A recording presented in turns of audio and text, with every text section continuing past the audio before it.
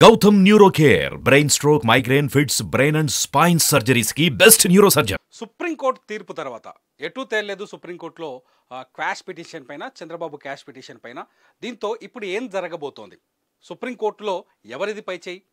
చంద్రబాబుది పై చేయి అవుతుందా, లేకపోతే ఏపీ ప్రభుత్వాన్ని పై చేయి అవుతుందా?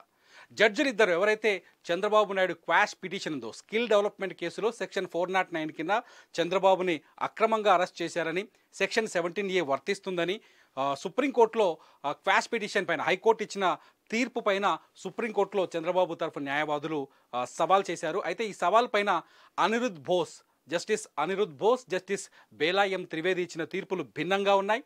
ఒకరు సెక్షన్ 17Aని వర్తిస్తుందని చెప్తున్నారు అనిరుద్ బోస్.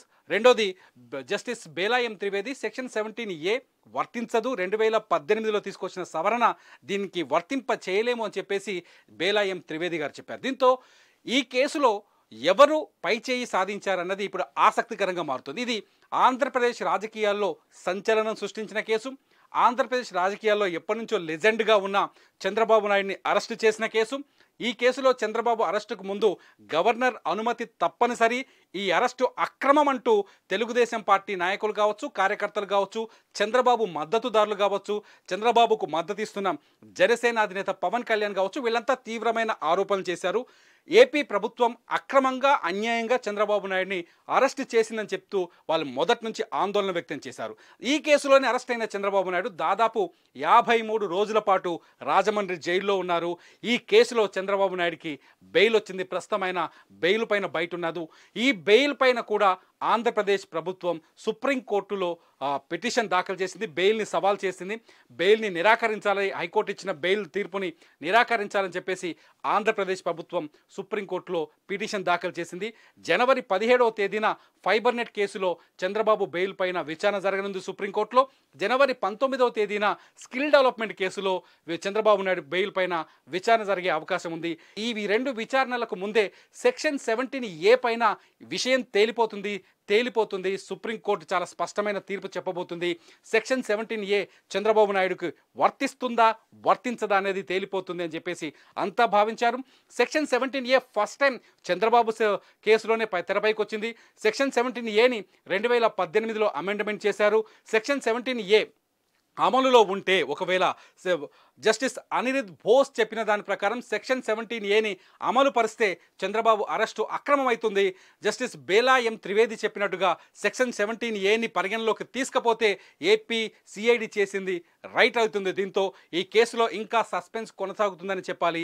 ఈ కేసు ప్రస్తుతానికి సుప్రీంకోర్టు చీఫ్ జస్టిస్ ముందుకు వెళ్ళింది. సుప్రీంకోర్టు చీఫ్ జస్టిస్ ఇచ్చే నివేదిక తర్వాత ఈ కేసు పైన ఏదైనా స్పష్టత వచ్చే అవకాశం ఉంది. అక్కడ కూడా ఈ కేసు పైన వాదనలు జరిగే ఛాన్సెస్ చాలా స్పష్టంగా కనిపిస్తున్నాయి. అక్కడే కాదు, రాజ్యాంగ ధర్మాసనానికి బదిలీ అయినా ఆశ్చర్యపోవాల్సిన అక్కర్లేదని చెప్పేసి కొందరు న్యాయ నిపుణులు చెప్తున్నారు. అయితే ప్రస్తుతం ఈ కేసు స్టేటస్ ఏంటి? చంద్రబాబు స్కిల్ డెవలప్మెంట్ కేసులో 371 కోట్ల రూపాయల అక్రమాలు జరిగాయని, ఈ కేసులో చంద్రబాబు A1గా ఉన్నారని చెప్పేసి ఏపీ సిఐడి ఆరోపిస్తున్న ఈ నేపథ్యంలో ఆ విచారణ కొనసాగుతుందా లేదా అంటే కొంతమంది న్యాయ నిపుణులు మాత్రం చాలా స్పష్టంగా చెప్తున్నారు, ఆ కేసు పైన విచారణ ఎట్టి పరిస్థితుల్లో ఆగదు, విచారణ కొనసాగుతుంది. ఒకవేళ క్వాష్ అయిన ఉంటే, సుప్రీంకోర్టులో ఈ కేసు క్వాష్ అయిన ఉంటే ఆ కేసు పైన విచారణ ఆగిపోయే అవకాశం ఉండేది. కానీ క్వాష్ కాలేదు, ప్రస్తుతానికి సస్పెన్స్లో ఉంది. ఇద్దరు న్యాయమూర్తులు 2 రకాల భిన్నాభిప్రాయాలు చెప్పారు.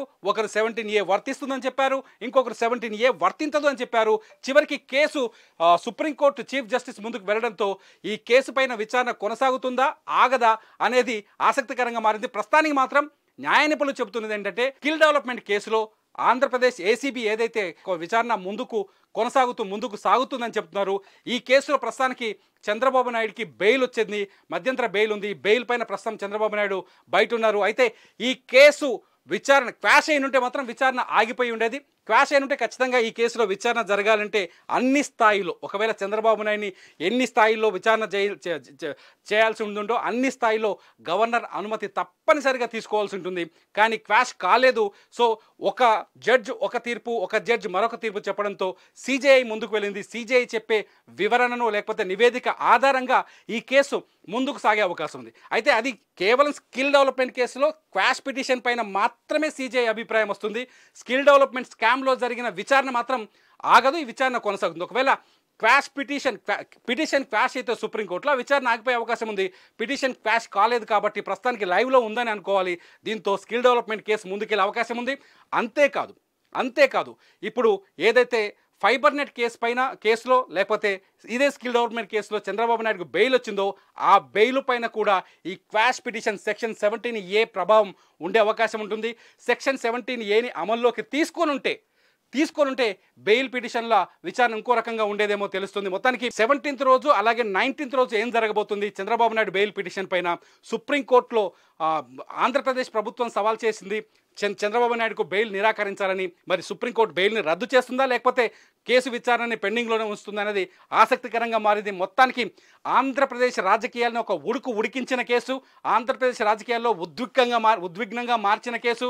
ఏపీలో ఒక్కసారిగా రెండు పార్టీలు, రెండు వర్గాలు, ప్రభుత్వ వ్యతిరేక వర్గాల్లో ఒక ఉద్రిక్త వాతావరణాన్ని క్రియేట్ చేసిన కేసు. ముఖ్యంగా చంద్రబాబు నాయుడిని అరెస్ట్ చేసిన ఈ కేసులో సుప్రీంకోర్టు ఏం చెప్పబోతుంది అన్నది ఇంకా ఉత్కంఠగానే ఉంది, ఇంకా క్వశ్చన్ మార్క్గానే ఉంది. సెక్షన్ 17A పైన స్పష్టత వస్తే తప్ప ఈ కేసుల్లో విచారణ ముందుకా వెనక్క అనేది తేలే పరిస్థితి కనిపించట్లేదు. సెక్షన్ 17A పైన ఎప్పుడు స్పష్టత వస్తుంది అనేది మాత్రం ఇంట్రెస్టింగ్గా మారుతోంది.